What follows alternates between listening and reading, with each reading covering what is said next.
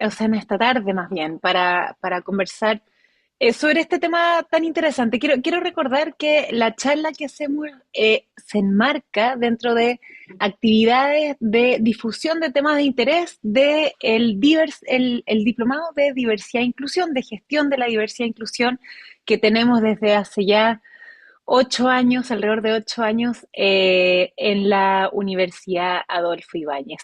Este es un programa que ha ido mutando.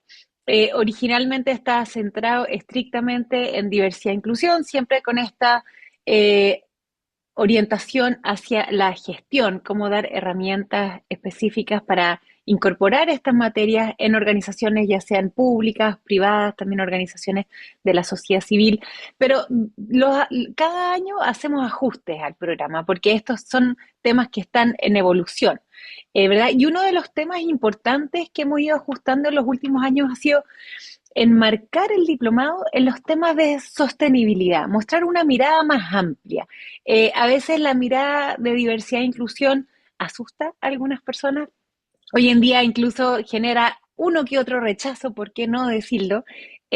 Algunos incluso consideran la diversidad e inclusión como el mal de males dentro de la gestión de una organización cuando quienes trabajamos en esto creemos todo lo contrario. Pero ¿cómo ampliar la mirada? ¿Cómo entender que la diversidad e inclusión no es un factor aislado dentro de una gestión de una organización, sino que desde una mirada más macro se incorpora desde una lógica también de sostenibilidad?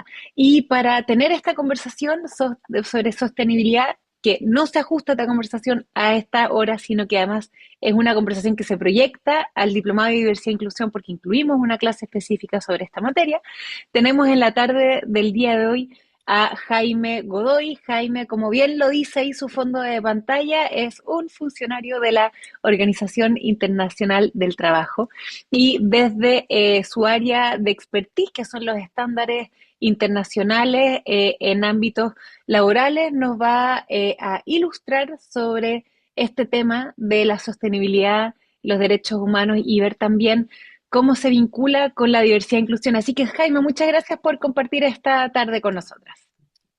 Hola Elisa, hola a todos y todos. Un cordial saludo. Muchas gracias por la invitación. Muy contento de poder compartir esta conversación y desde ya también muy disponible, por favor, a que tomen sus micrófonos y puedan interrumpirme, preguntar, saltar la conversación. La idea es que también sea algo lo más ameno posible. Quizás partir, Elisa, contando de dónde vengo desde la organización y por qué a la organización le interesan estos temas y sobre todo desde allí por qué nos interesa también acompañar la iniciativa que desde ya saludamos por esta trayectoria larga, trayectoria que tiene.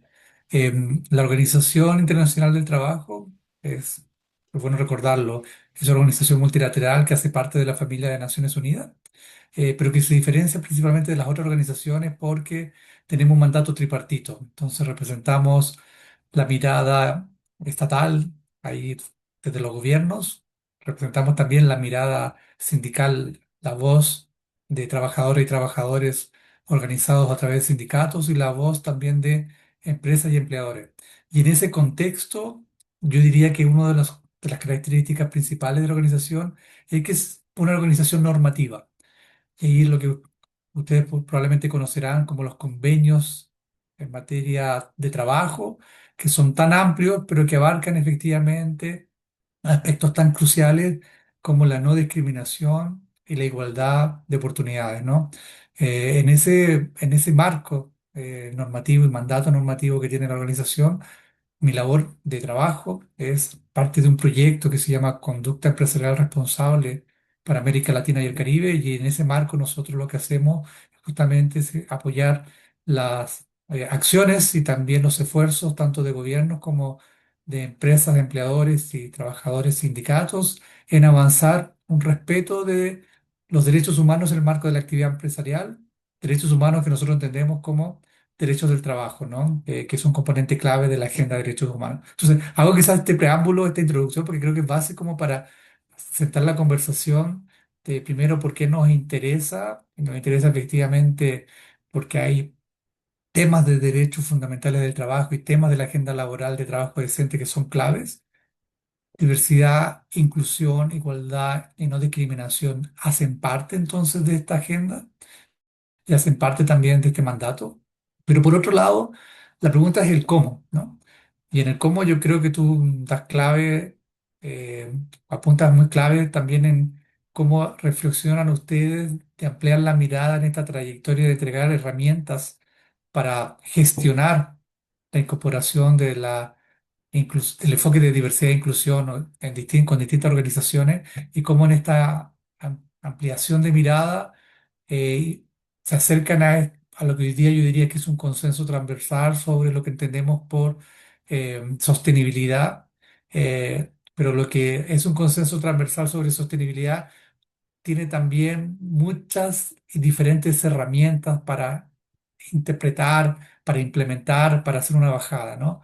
Que son, yo diría, prácticamente el mismo derrotero que tiene el marco de derechos humanos, ¿no?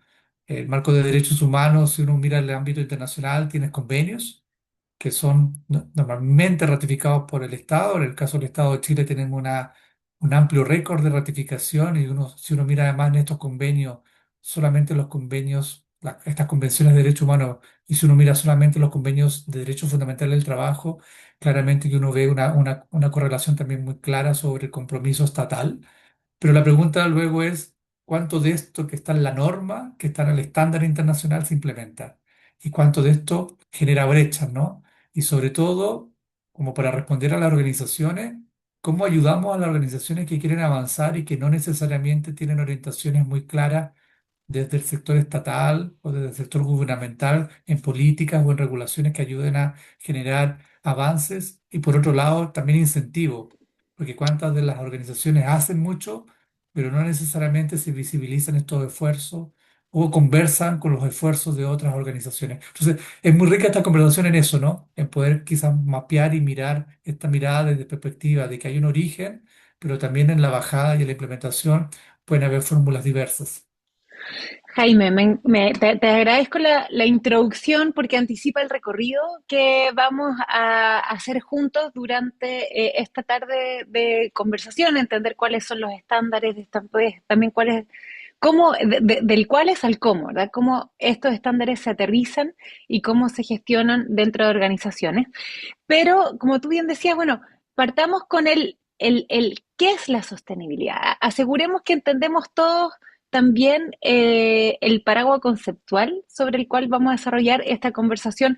¿Qué es la sostenibilidad? ¿Cómo se vincula con derechos humanos? Este no es el título de esta charla no es solo sostenibilidad, sino que es sostenibilidad, derechos humanos y su vínculo, obviamente, que nos interesa con diversidad e inclusión. Entonces, partamos tal vez primero con ese contexto conceptual para después transitar a los estándares y finalmente aterrizar esos estándares en experiencias que puedan tener organizaciones incorporando estas materias. Sí, sí, con gusto.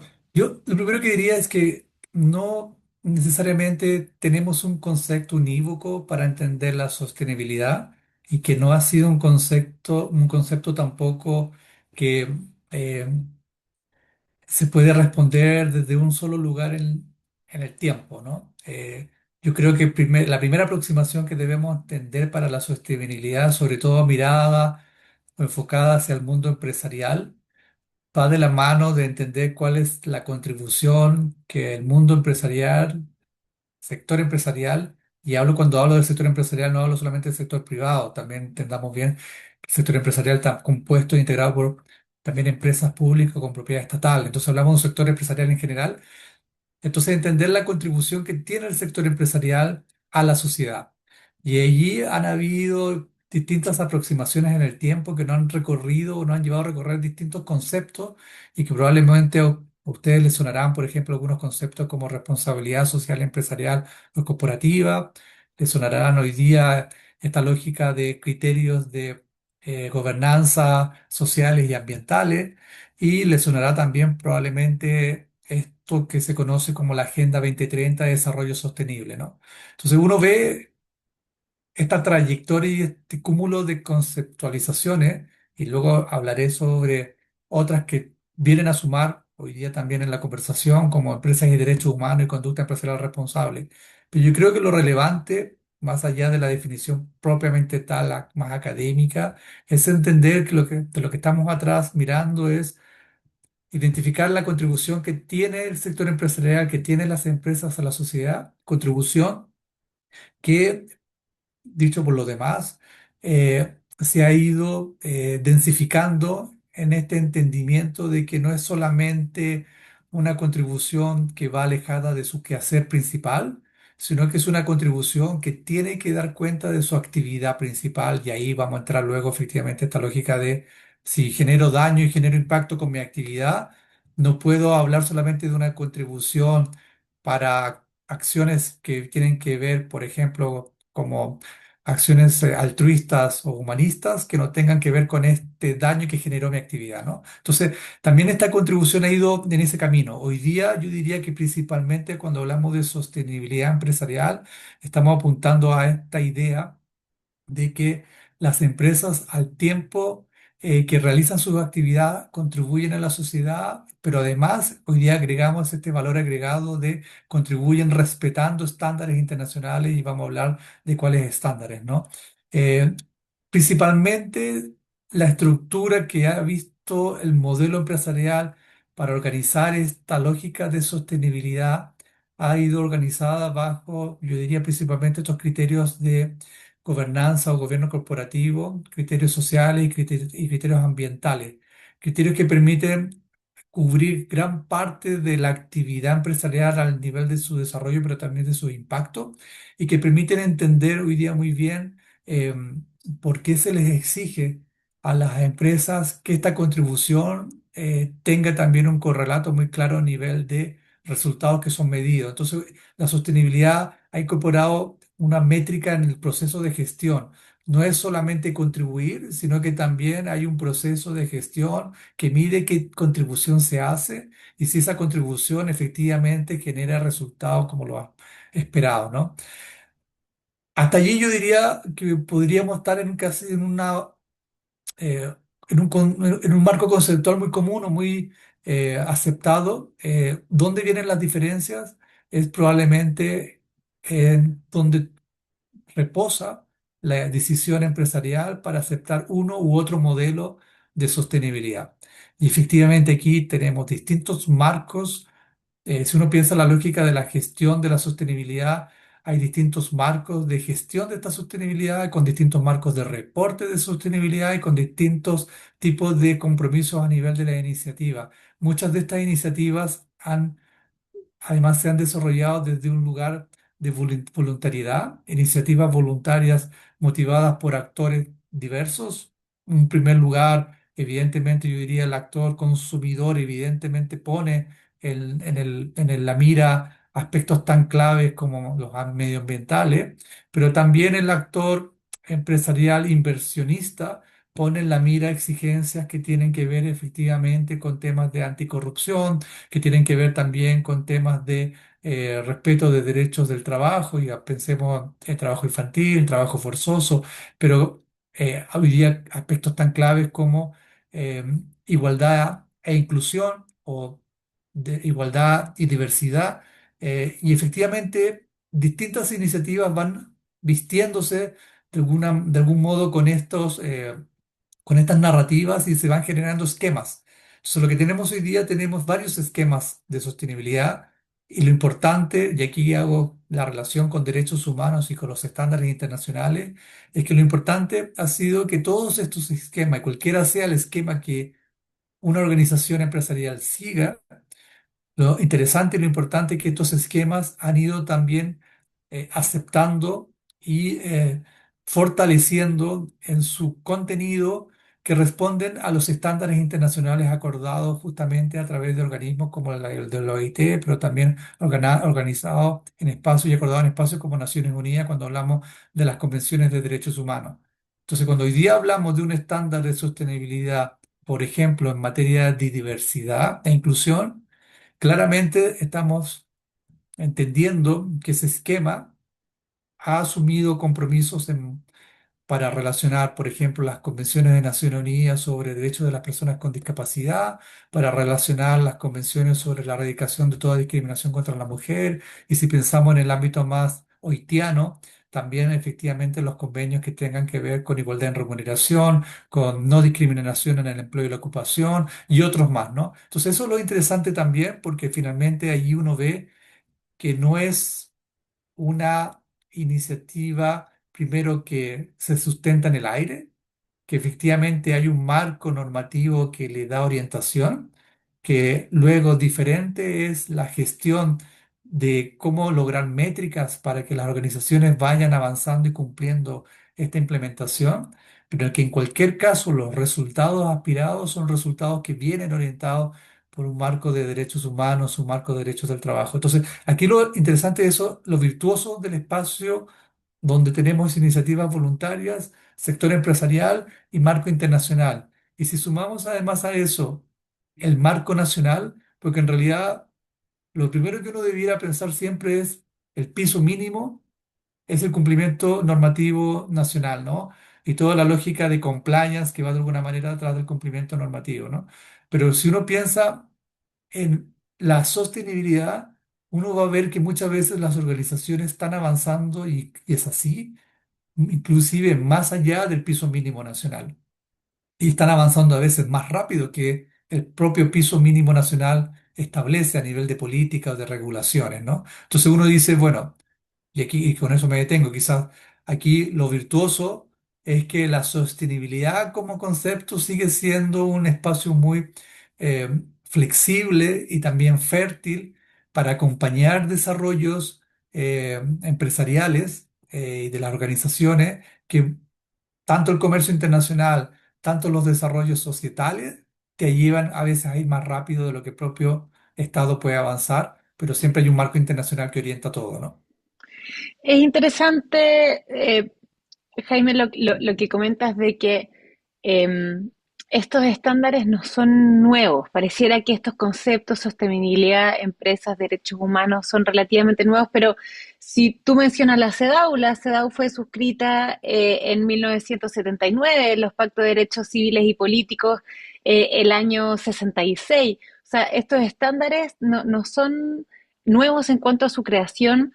Tal vez sí hay un vuelco en relación a entender quiénes son los llamados a respetarlos, salir de esta mirada más tradicional de que el Estado es el llamado a amparar estos estándares e incorporarlos en el quehacer y a entender que las empresas, por ejemplo, tienen un rol fundamental en eso, ¿verdad? Entonces, entendiendo que no son nuevos, te quería preguntar, bueno, diversidad e inclusión, ¿cuáles son los estándares? ¿Qué miramos cuando miramos? Algo no, nos adelantaste, pero ¿qué miramos cuando hablamos de diversidad e inclusión y lo ponemos en el contexto de sostenibilidad? Sí, sí, totalmente. Refuerzo justamente esa idea que señala y que da cuenta también del desarrollo que han tenido los marcos normativos internacionales y las implementaciones nacionales. De la misma manera que los estados han ido mejorando sus herramientas y recursos para cumplir sus obligaciones internacionales a nivel de los estándares, la gran discusión y el gran avance estos últimos 15 años, 20 años, yo diría que ha sido entender que las empresas primero tienen un rol de responsabilidad en materia de derechos humanos y los estándares lo han recogido, ¿no? Y cuando los estándares recogen esto, implica muy claramente que tienen una responsabilidad en materia de igualdad. Por lo tanto, cuando hablamos de proyección de carrera, hablamos de contratación, hablamos del rol que tienen las empresas para la participación de mujeres, pero efectivamente el rol que tienen también para entender cómo atender escenarios sectorizados, donde hay una mayor participación femenina, una mayor participación masculina, y efectivamente cuáles son las posibilidades y oportunidades que ofrece el ámbito empresarial para atender eso. Ahí uno ve que hay evidentemente primero un estándar, los convenios señalan el estándar, pero no necesariamente dicen el cómo. Y en el cómo es donde la experiencia empresarial ha ido avanzando mucho a partir de cuando tu pregunta dice, bueno, ¿qué tenemos que mirar? Teníamos que mirar, por ejemplo, discusiones que hoy día tenemos sobre participación de mujeres en directorios de empresas, que antes no teníamos tan fuertemente un compromiso en ello, a pesar de que las empresas avanzasen. Entonces teníamos necesidad de primero también tener una política pública que pudiese generar énfasis en ello, pero por otro lado las empresas que ya lo tenían, de algún modo tampoco lograban visibilizar los esfuerzos que tenían detrás para esto, ¿no? Porque es importante, cómo este permea en la lógica de la orgánica y del gobierno corporativo, y porque además esto es clave a nivel, por ejemplo, de pensar en trayectorias de carrera, pensar en temas de igualdad de remuneraciones, pensar en otros aspectos que justamente van de la mano con un enfoque de una incorporación de perspectiva de género en el ámbito empresarial.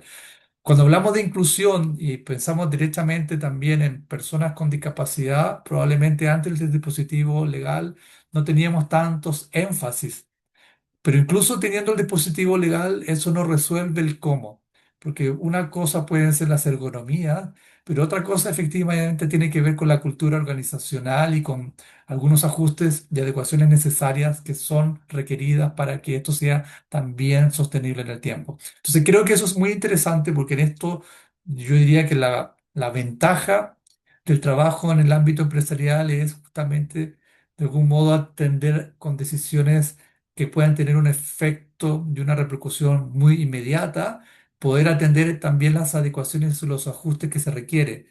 ¿Son importantes las cuotas o no son importantes las cuotas? El ámbito y la respuesta empresarial puede rápidamente dar allí un resultado y puede graficar rápidamente también cuáles son los mejores caminos, ¿no? ¿Es importante o no es importante, por ejemplo, tener políticas de diversidad e inclusión en la empresa? Hoy día claramente entendemos la fuerza de tener una política de inclusión y diversidad, pero también entendemos que si no hay una gestión de la diversidad, las políticas por sí mismas no son suficientes, porque es como lo mismo que pasaba con los instrumentos de derechos humanos. Una cosa es tener el instrumento o el convenio y vimos rápidamente en el correr de los tiempos que los estados se tuvieron que dotar de herramientas adicionales porque el solo convenio no era suficiente para proclamar el compromiso en la realidad. Entonces tenemos ese mismo Vía correlato. la política pública ahí, para efectos de aplicarla y hacerlo concreto. Totalmente, pero en el ámbito empresarial también vemos que hay mucho esfuerzo y hoy día, si uno mira el marco de empresas y derechos humanos, que es como el concepto que ya desde el año 2011 se ha sentado para entender cuál es el rol empresarial, y la conducta empresarial responsable abarca eso, abarca una conducta empresarial que sea responsable en la lógica de respeto de derechos humanos, uno ve que la empresa a lo primero que está llamada es a manifestar su compromiso político al más alto nivel. Y ahí uno dice, bueno, el más alto nivel tiene que ser a nivel endosado, a nivel directivo, pero también este compromiso tiene que ser una política, porque si no, ¿cómo entendemos que esto esté expresado? Y entonces muchas empresas avanzan en políticas y hay muchas de políticas, inclusive hoy, de diversidad e inclusión, que luego caminaron hacia políticas más integrales de derechos humanos.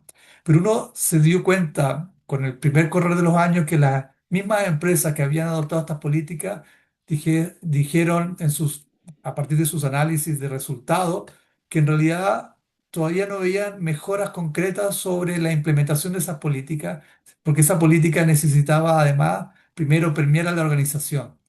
Y una política que no permea a la organización, que no logra atravesar transversalmente todos los estamentos de la organización, hace muy difícil que las medidas se puedan ver como medidas que tengan un impacto real positivo justamente en trabajadoras, trabajadores y también de alguna manera en la cultura organizacional.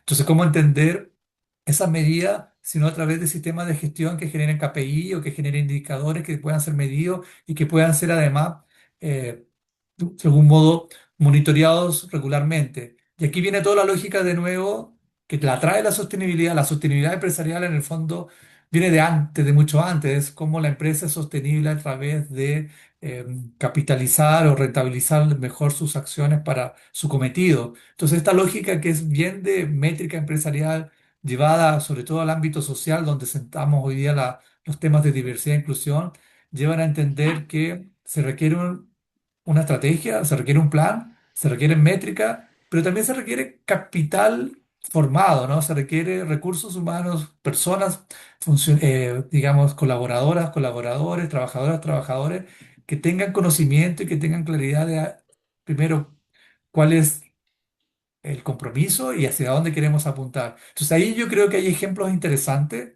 Eh, Uno podría tomar un convenio cualquiera que tome, porque en general todos los convenios tienen una bajada hoy día y una mirada y un enfoque de diversidad e inclusión. Y uno podría tomar cualquiera y uno ve que todos conversan, pero si uno quisiera alcanzar algunos objetivos, esos objetivos tienen que ser muy concretos. Y si uno piensa en una organización, objetivos de participación son primero los primeros que uno debería atender, ¿no? ¿Cuál es la participación y cómo está distribuida esta participación en todos los estamentos? Luego uno tendría que pensar en objetivos sobre desarrollo profesional. Evidentemente, desde la OIT apuntamos a una formación continua, a un desarrollo profesional y pensar también en objetivos que tienen que ver con el liderazgo y la participación sindical y cuánto de los liderazgos sindicales, de la participación sindical y de la agenda sindical por ejemplo, integra y nutre estos temas. Si no, corremos el riesgo, y con eso sí, corremos el riesgo de que cada tanto tenemos olas como de modas y nos acercamos a hacer respuestas que pueden ser bien vistas en el momento, pero que luego esos esfuerzos se pierden en el tiempo, ¿no? Y vemos compromisos de generar redes de empresas en temas diversos, pero que evidentemente si no está instalado en la orgánica empresarial, con diría, con estas herramientas mínimas de plan, política, sistema de gestión, estrategia, y luego la lógica de la debida diligencia, de la que podemos hablar luego, es muy difícil pensar también en cambios que no se van a dar en cortos periodos, ¿no? Me gusta mucho lo que tú planteas, Jaime, al final es entender el trasfondo también y tener un compromiso profundo con estas iniciativas para que no sean una moda pasajera. Porque también, ¿qué es lo que ha pasado en estos años, insisto, en este último año que está más expuesta a la diversidad e inclusión, a cuestionamiento? Empresas que te dicen, ah, parece que ya no tengo que seguir exigiendo cuotas porque ya no está de moda. Eh, pero faltó ahí tal vez entender lo que tú planteas con mucha claridad, de que el tema de cuotas o el tema de gestión de diversidad e inclusión en el amplio espectro era una forma de capitalizar el contenido, el cometido de la empresa. O sea, al incorporar estos temas en la gestión, no es que le pidiéramos a la empresa hacer algo distinto a lo que su naturaleza está llamada a hacer, sino es que cómo hacer de mejor forma el cometido que es propio de una empresa. Pero cuando tú estos temas de diversidad e inclusión, el marco de sostenibilidad, lo ves como una lista que tienes que cumplir, y si no me van a funar, o la CMF ahora me pide los reportes, entonces algo tengo que decir y yo me obligo a decir algo, pero no internalizo la necesidad de cumplir con estos estándares. La verdad que cuando surgen voces críticas, muchos se lavan las manos. La primera respuesta es, ah, al fin me libero, más que, chuta, si yo dejo de trabajar en esto, tal vez voy a tener una gestión más deficiente en una empresa que quiero que funcione bien, que es el propósito final. Así que es como volver a las raíces, es entender el sentido que tiene para efecto de que esto en verdad sea una contribución a la gestión de las empresas. Y me hace recordar algo que nos pasaba mucho cuando hablábamos o intentábamos hablar de derechos humanos y empresas. Ya hablamos de los principios rectores de Naciones Unidas sobre derechos humanos y empresas que cristalizan justamente el enfoque y también dan herramientas para poder acompañar a las empresas en este camino. No había una apropiación, ¿no? Y esta apropiación era porque no había una claridad para el lenguaje empresarial y desde la lógica eh, del ámbito empresarial de que esto sumaba. Eh, esa claridad para en términos muy concretos, también llevaba a entender que había que traducir esto en lo que llamamos nosotros el business case, ¿no? Esto importa también al negocio. No se trata de que la empresa se transforme en un ente humanista altruista, ¿no? No, la empresa es un ente, es una entidad de negocios. No estamos diciendo que cambie ese enfoque. Lo que estamos diciendo es que efectivamente, primero, esta responsabilidad de incorporar elementos del enfoque de diversidad e inclusión, porque uno puede hablar de diversidad e inclusión desde la lógica de la perspectiva de género, pero también podemos hablarla desde otras, hoy día, enfoques que también son muy importantes, como mencionaba recién, personas con discapacidad, edad, personas de edad, jóvenes, ¿no? Hay bastantes enfoques que suman, ¿no? En la conversación. Entonces, allí Lo importante era recordar por qué esto, primero, debiese ser importante para el negocio, para el ámbito empresarial, para la organización, pero más allá de por qué esto pudiera ser importante, también era relevante recordar cómo esto suma en la cultura organizacional. Y ahí las métricas sobre cohesión de trabajadoras y trabajadores que se sienten orgullosos en una empresa que tiene políticas claras, que tiene un compromiso explícito, en fin, dan también van alimentando una narrativa que ayuda muchas veces a superar estos obstáculos, que son en general obstáculos formales, porque en realidad también desde la lógica de la organización empresarial, lo cierto es que hay muchos requerimientos de distinto tipo a los que tienen que atender.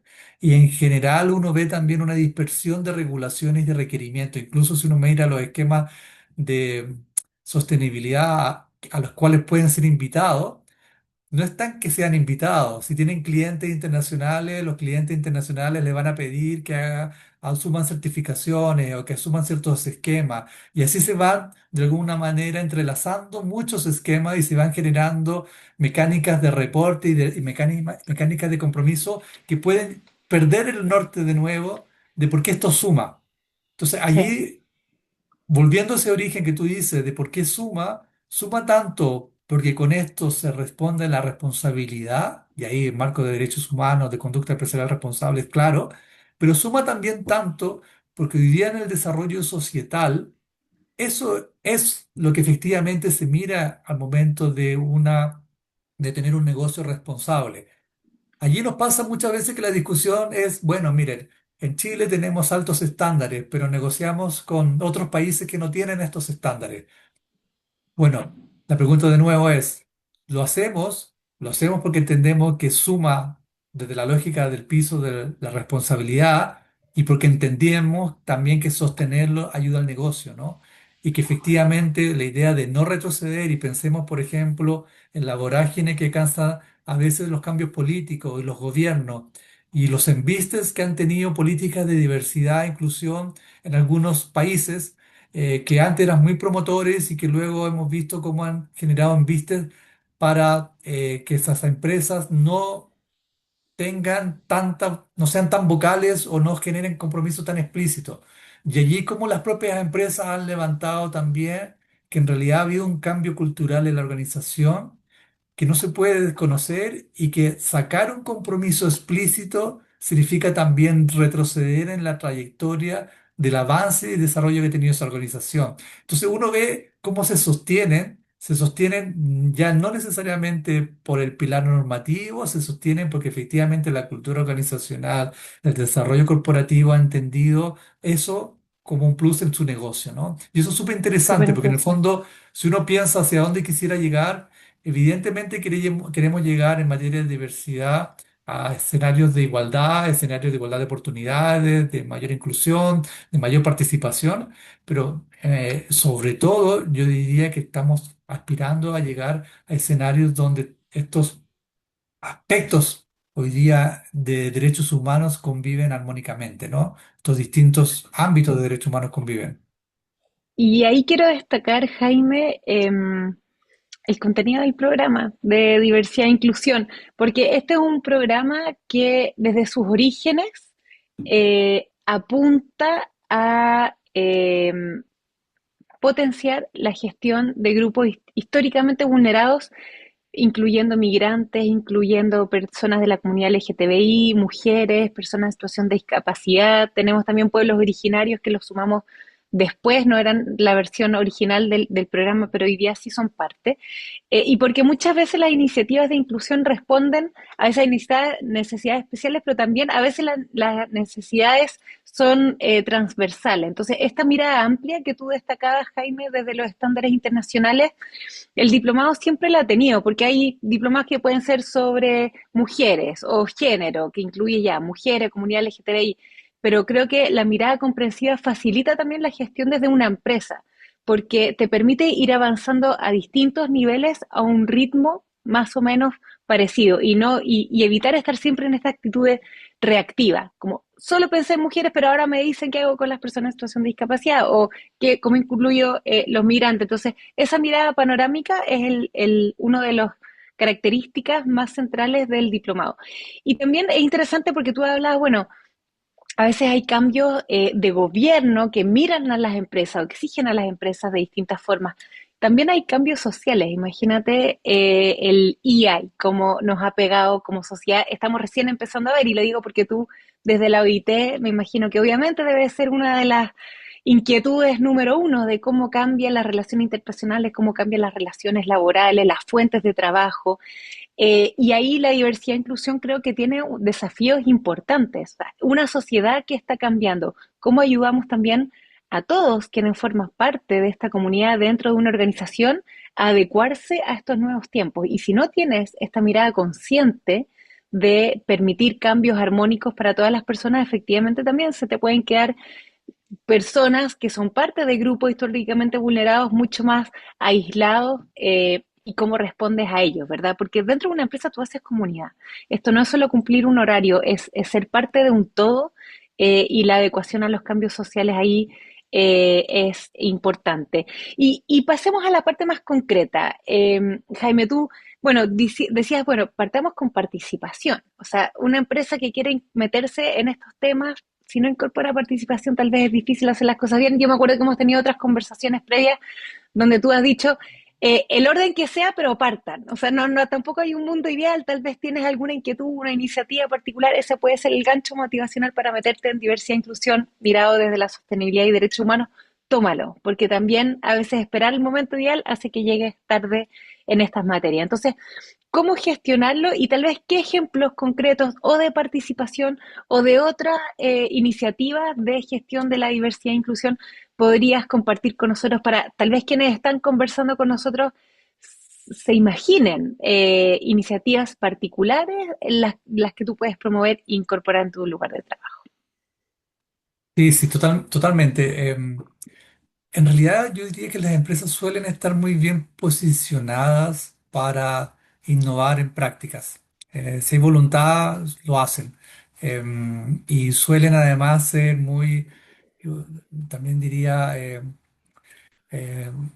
como muy abiertas a compartir prácticas, ¿no? Porque saben que un ecosistema armonioso no pasa solamente porque una empresa haga compromisos en una dirección, sino que se requiere que el entorno también camine esa misma dirección. Entonces, en realidad todas las prácticas que han generado espacios de interlocución, y pienso en los distintos tipos de redes que se han generado, de redes de empresas, para hablar sobre personas migrantes, para hablar de temas sobre derechos de personas LGBTI, y para hablar sobre también inclusión laboral de personas con discapacidad, en situación de discapacidad. En general, creo que tienen la riqueza de que permiten ser espacios de encuentro que ayudan entre todos a también digamos, la vara, ¿no? Subir el estándar, subir el nivel de compromiso y compartir. No siempre funcionan las prácticas, no es que sean buenas en el sentido de que son siempre en lo positivo, digamos, lo opuesto, malas, ¿no? Al contrario, en general una buena práctica es una práctica que ayuda a que sea expandible, repetible, ¿no? Hay muchas prácticas que son prácticas que no tienen este efecto tan multiplicador, pero no es que sean malas, ¿no? Entonces, también decir que esta lógica de buenas prácticas apunta a eso. Ahora, si tú lo miras desde el ámbito más de la organización, claramente, yo diría que el llamado es a mirar los sistemas de gestión que las organizaciones tienen, porque la puerta de entrada o va a ser, lamentablemente, por una vulneración, y muchas Mm. veces esa puerta de entrada suele ser el camino virtuoso para cambiar, y hay mejoras, una, una vulneración que puede tener además repercusión en sede judicial, una vulneración de derecho que afecta a un trabajador o una trabajadora, o incluso a alguien de una comunidad, los territorios donde de las empresas generan actividades.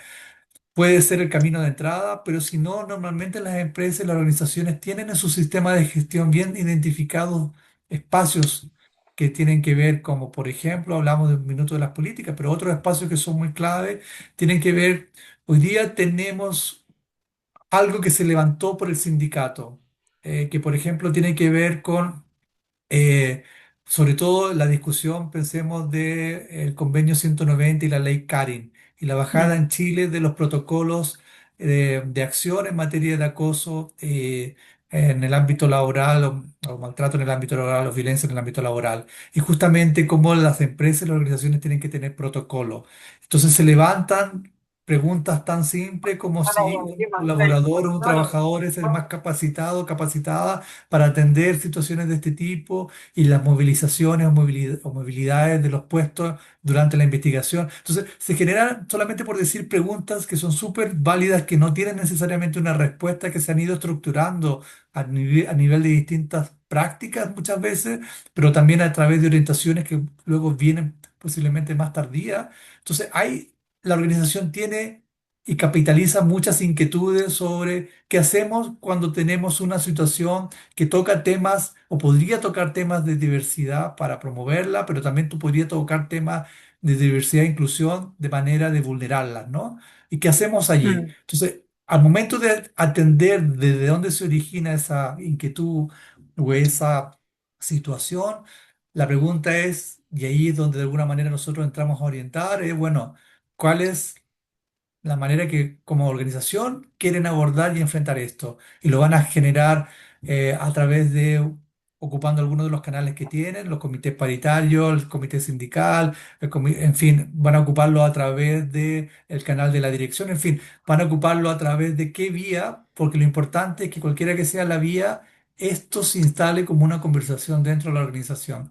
Nosotros hoy día promovemos mucho, y con esto cierro, esa parte de orientaciones, promovemos mucho el enfoque desde vía diligencia empresarial. La vía diligencia es una mecánica de gestión que tiene 6 etapas, que hace muy claro para la empresa entender cuando se presenta una inquietud, en qué etapa lo puedo abordar, y lo puedo abordar a partir de la etapa inicial, cuando es efectivamente algo como muy en la lógica de queremos tener compromisos expresos, o lo puedo abordar en la etapa desde que esto sucede, ¿no? Y allí lo que importa es, de alguna manera, y con eso creo que importa enfatizar, no hay una respuesta única y no hay un ejemplo único, y la Mm. práctica inclusive que puede tener una empresa no necesariamente puede ser la más adecuada e idónea para otra. Pero lo importante es que esta reflexión sea una reflexión bien organizada, bien formalizada al interior de la organización. Y ahí, Jaime, Diego Gajardo nos pregunta, me gustaría saber cuáles son los incentivos que existen Mm. actualmente en relación con la sostenibilidad e inclusión. Tal es lo que tú nos comentabas de, a veces surge la inquietud cuando hay una vulneración y hay un caso de responsabilidad, o también es una forma de capitalizar inquietudes que tal vez se manifiestan a través de sindicatos o otros espacios de sociabilización laboral. ¿Eso va en la línea de incentivos o tú los pensarías en otros términos? Y generalmente uno habla de incentivos cuando son o provienen del Estado, ¿no? El incentivo estatal para que la empresa pueda tomar acciones a partir de una contraprestación estatal. Y ese es como normalmente el concepto más tradicional de incentivo. Lo que nosotros vemos es que en realidad pueden haber incentivos de distinto orden, ¿no? Hay hoy día en el marco de conducta empresarial responsable incentivos que vienen no necesariamente del Estado. Y pensemos efectivamente, es un incentivo para una empresa atender a ciertas cuestiones porque hace parte de una coalición que apoya a ello, ¿no? Entonces uno, si piensa en la lógica de inclusión, y ahí tratando de entender también, no es que hayan distintas inclusiones, yo diría la lógica de la diversidad e inclusión es un concepto que tiene evidentemente hoy día direccionamientos según grupos específicos o personas específicas, pero el concepto no va a cambiar probablemente cuando hablamos de direccionamiento para atender necesidades y situaciones de las personas con discapacidad. Probablemente ahí evidentemente tenemos que tener atención a un marco específico que refiere a la situación de ese grupo de personas, que puede ser diferente a la situación de inclusión de jóvenes, ¿no? Pero lo que es claro es que el concepto como inclusión y el concepto marco de diversidad debe ser tan movilizador y amplio. Y aquí quizás algo, nosotros lo que hemos visto como prácticas buenas y que son replicables es en general tener referentes de la organización que sean los primeros en conocer qué se entiende por estos conceptos, qué significa implementar estos conceptos en la organización y que permitan algo que usualmente no se da o no se da mucho y que de alguna manera es un gran desafío, que no sea una conversación compartimentada. Uno habla de diversidad e inclusión y bueno, no, son las áreas de recursos humanos. Pero no, no son las áreas de recursos humanos. Las áreas de recursos humanos pueden tener un liderazgo, evidentemente, pero la conversación es una conversación que atraviesa a toda la organización. Tan importante es como los colegas que están en el área de producción y el área de marketing y el área legal entiendan qué significan estos temas. Tan importante como lo entienden es como las medidas y los compromisos que puede tomar la organización también van a ser amplificados, ¿no? Y eso es una conversación muy rica. Lo hemos visto cuando hemos hablado de por qué es importante hablar de empresas y derechos humanos, de conducta empresarial responsable y cuando hablamos de ello, decimos esta es una conversación que no solamente tiene que ser a nivel jurídico, ¿no? No, al contrario, debiera ser sobre todo fuera del nivel jurídico, porque normalmente los legales la saben y muchas veces aplican solamente la lógica de compliance. El llamado aquí es, uno tiene que, el estándar o el techo no es el piso nacional. El piso nacional es eso, el piso nacional. El techo es el estándar internacional. Y las Sí. empresas que aplican la lógica de sostenibilidad, normalmente lo que hacen es acercarse muchas veces a ese techo, que es el estándar internacional de mejor manera que las que no lo aplican, ¿no? Entonces, allí, de alguna manera, también siempre la invitación es esa, ¿no? A soñar en grande, porque no es solamente que respondemos la responsabilidad, sino que esto evidentemente tiene un correlato desde el business case y de lo que significa la solidez empresarial, la sostenibilidad empresarial luego. Hay mucho de innovación y creatividad, así que el llamado también es a no dejarse estar simplemente con las normas, como decías tú, vigente en un país. Jaime, María Gaña dice, ¿a quién incluyo primero? Tú decías, bueno, el concepto de inclusión es uno solo, ¿verdad? Y uno va viendo qué desafíos hay en distintos grupos, pero es buena la pregunta. Ya, si quiero partir, ¿cómo lo hago? ¿A quién elijo primero? ¿O se hace uno esa pregunta o no también? Sí, a ver, uno debería partir siempre por el piso legal. Y evidentemente el acervo normativo, tanto de leyes como reglamentarios, si pensamos en algunos aspectos de lo que significa apoyar salud y seguridad con enfoque de inclusión, en fin, uno ve que el piso legal es el primero. Y normalmente las empresas lo que son llamadas es eso, ahí está el piso legal. Y ahí no hay dónde perderse, en el sentido de no hay una respuesta que diga y que tenga que decir lo contrario. Si el piso legal, y pensemos en Chile, tenemos la ley para inclusión de personas con discapacidad, tenemos también normativas sobre participación de mujeres en directorios, por decir una, y tenemos otras muchas más. Evidentemente ese piso es el que hay que cumplir. Lo que decimos es que si no hay una mirada sistémica, uno se puede quedar solamente en el piso. Y si efectivamente uno atiende a responder ese 1% de personas con discapacidad que plantea la ley y que además genera todo una arquitectura de gobernanza para poder seguir esos compromisos, uno evidentemente va a aplicar también una mirada muy de compliance. Cumplimos esto y hacemos el check, ¿no?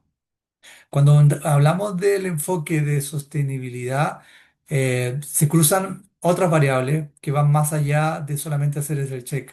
Y se cruzan variables que uno va viendo, sobre todo cuando hablamos de inclusión, va viendo que algunas medidas son perfectamente atendibles y extendibles a otras realidades. Y que además la experiencia ha mostrado que cuando entramos en esta mirada de ir incorporando elementos de inclusión, eh, la mirada general de diversidad también se enriquece y se hace mucho más fácil explicar por qué es importante, primero, cómo esto tiene resultados reales y concretos y además cómo esto se sostiene. Porque algo que parece interesante, sobre todo desde la lógica de los dispositivos legales, es que se apunta mucho a la participación en cuanto a empleabilidad, ¿no? Empleabilidad de una persona en situación de... Pero cuando uno mira la inclusión, la empleabilidad es solamente la puerta de entrada de ese aspecto. Si no nos hacemos cargo del día a día en la economía, si no nos hacemos cargo de la cultura organizacional, si no nos hacemos cargo del desarrollo y la trayectoria, si no nos hacemos cargo de la participación en los espacios que tiene, incluido el sindical, si no nos hacemos cargo también efectivamente de el apoyo a la mirada sectorial o no que pueda tener este enfoque de inclusión y diversidad, estamos viendo que ese check mínimo que podría ser suficiente, nos está además debilitando en el desarrollo de la organización, porque la organización evidentemente va a crecer al momento de incorporarlo y podría crecer y podría ser, en ese sentido, no solamente un líder, pero solamente pensemos lo ejemplificador que significa tener la experiencia empresarial con resultados concretos en los distintos programas que adopta, ¿no? Y uno ve eso, hoy día ve que los programas, que las políticas de diversidad e inclusión se bajan a nivel de estrategia o de programa, que estos programas suelen hoy día cruzar la vida completa de una organización, suelen cruzar la vida completa también de la, digamos, diría, de las responsabilidades en esa organización, y que sin esa mirada sistémica es muy difícil, ¿no? Es muy difícil que luego se sostenga porque evidentemente estos dispositivos legales también pueden cambiar en el tiempo. Jaime, Leslie hace una pregunta sobre el diplomado. Dice, miro la página web y me comentan la ley de inclusión. ¿Es solo sobre inclusión para personas en situación de discapacidad? Porque acá comentamos que hay otros grupos vulnerables que también se consideran. ¿Es amplio? ¿Es migrantes? ¿Es mujeres? ¿LGTBI? ¿Es también obviamente personas en situación de discapacidad y pueblos originarios? Insisto, esa es también una de las particularidades que tiene el programa, así es que los invito a estar motivados, ojalá, a inscribirse, a participar y entendiendo que no van a ser solo los expertos, incluso debo decir que como programa nos vimos desafiados, por ejemplo, con los gestores de inclusión, que fueron creados durante la existencia de este programa. Dijimos, ¿qué hacemos? ¿Transitamos a hacer un diplomado para certificar gestores? Y después dijimos, no, seamos, eh, mantengamos esta línea original de que acá el tema de inclusión laboral es importante, pero no es lo único. Y creo que el tiempo nos ha ido dando la razón de que esta mirada es interesante, que es la mejor forma, y como decía Jaime, es sistémico y nos permite abordar a distintos grupos y así lo hemos hecho desde un origen y vamos a seguir con esto. Hemos hablado mucho de empresas, pero Vinca nos dice qué pasa con el sector público. Tú incluso nombraste, bueno, empresas públicas, pero las empresas públicas se gestionan también como privadas. ¿Qué pasa con el sector público? ¿Qué pasa con la CEDAW? ¿Qué pasa con los derechos civiles y políticos? ¿Qué pasa con los estándares internacionales de derechos humanos dentro de ese otro ecosistema que también es muy importante? Y finalmente, y digo ya finalmente porque vamos a cumplir la hora de conversación, Marcia Tolosa habla del good washing, o también María Gaña dice el greenwashing.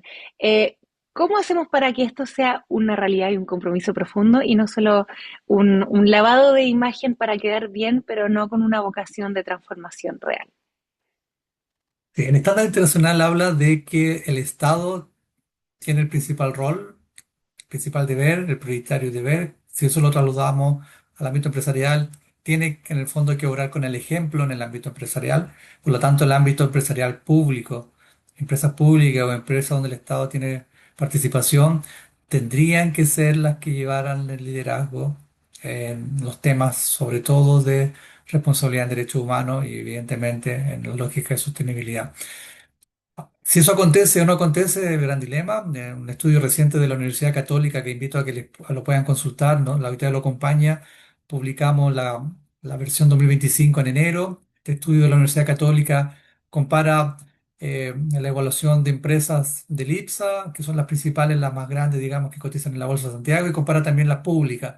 Lamentablemente, siguen las públicas estando bajas comparativamente y destacan algunas empresas públicas dentro de otras. Ahí destaca Codelco, destaca Metro, destaca NAP, pero no destaca el grueso de empresas públicas y evidentemente uno ve que ahí falta un mayor liderazgo del sector público y desde el Estado en orientar este compromiso que debe ser que el Estado obre con el ejemplo, ¿no? Entonces eso es indiscutible. Luego, creo que algo que es interesante tiene que ver con la narrativa. Hemos estado acostumbrados por años también a que hay una desconfianza instalada y el sector empresarial abusa, ¿no? Y en esa lógica de confianza instalada, eh, que además se ha alimentado por evidentes y reales abusos, no es que no hayan existido abusos o vulneraciones, pero es una desconfianza instalada que ha costado revertir también esta narrativa de entender que sí, las empresas hacen esfuerzo. Algunas veces los esfuerzos son conducentes, otras veces no son conducentes y algunas veces también en eso que no son conducentes hay vulneraciones, ¿no? Y cuando no son conducentes o hay vulneraciones, y uno se pregunta, bueno, estamos en un lavado de imagen, apoyamos a las empresas para que en el fondo se comprometan con políticas de diversidad, pero en realidad no hacen nada. Eh, Claro, ahí la pregunta es, ¿cuál sería el mejor enfoque y el más constructivo para seguir promoviendo avances en la agenda?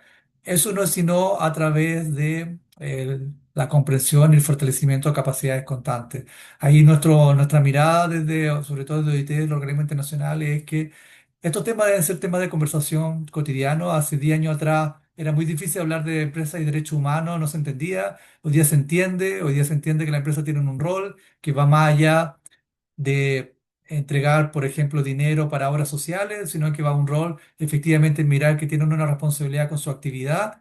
Y esa responsabilidad con su actividad, cuando hablamos de diversidad e inclusión, mira directamente a trabajadoras y trabajadores. Por lo tanto, el primer llamado o la primera línea a atravesar sería que entonces integren medidas específicas. Podremos evaluar si son conducentes o no conducentes, pero lo que creo que hoy día la narrativa también invita a que no se pueden cuestionar los esfuerzos, ¿no?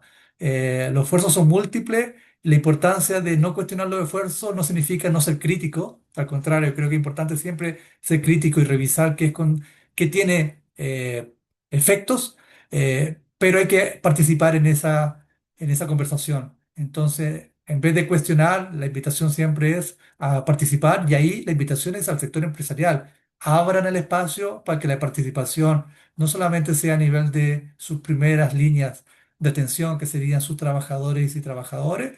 Hoy día la invitación es que abran espacio para que participe sociedad civil, para que participen los territorios organizados, para que participen efectivamente todos quienes en la sociedad tienen un rol y una voz para decir, bueno, mire, en realidad creemos que acá en nuestra crítica que sus medidas no son conducentes, ¿no? Entonces, de algún modo esa narrativa ha ido cambiando y yo creo que es el camino.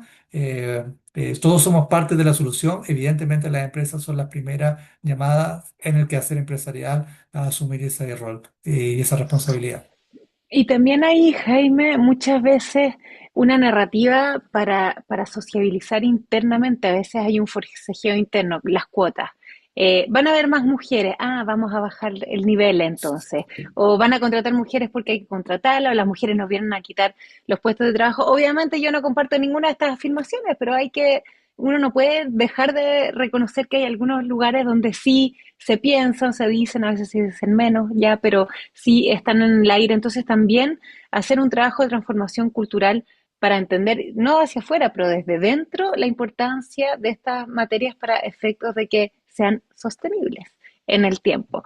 Jaime, yo había dicho que estamos cerrando las preguntas, pero hay una última observación de Beatriz Romero, es la última, así que no quiero dejarla al margen. Beatriz pregunta, ¿cuál es tu opinión sobre las certificaciones de empresas B y qué rol juegan en estos temas hoy en día? No solamente las empresas P, hay un cúmulo importante de certificaciones. Pensemos en certificaciones sobre trabajo infantil, trabajo forzoso, transición justa, cambio climático, en fin. Hay empresas B, creo que agrupa gran parte también de esa mirada, pero hay muchos esquemas de certificaciones. Nosotros como IT no tenemos un pronunciamiento sobre ningún esquema en específico, ni tampoco sobre el rol de las certificaciones como tal. Lo que sí entendemos es que una certificación, en la medida que endosa y contiene el estándar internacional, evidentemente es una contribución que ayuda al ecosistema, no solamente ayuda a la empresa, sino que ayuda al ecosistema. Nosotros también hemos visto que la lógica de certificaciones a muchas empresas le ha permitido entrar en sistemas de gestión más rigurosos, porque La lógica de certificaciones les obliga a tener que responder sobre métricas puntuales que antes no se habían planteado. ¿Qué hicieron en materia, por ejemplo, de inclusión? Y allí tener que relatar qué hicieron y dónde están. Y una vez que lo hacen, luego hay un seguimiento, porque esa certificación vuelve en el tiempo, por lo tanto implica que esa organización tiene que generar una lógica de monitoreo y luego se da cuenta que en realidad sería mejor que generar un sistema de gestión integral, porque no solamente va a responder a esa certificación, sino que va a poder responder, por ejemplo, a la Comisión Mercado Financiero, a las memorias anuales, en fin, va a poder responder a una serie de otros requerimientos. Entonces, muchas veces también eh, vemos que suele ser un buen paso positivo para, ¿no? Lo cierto es que las certificaciones vienen dadas por exigencias de los clientes.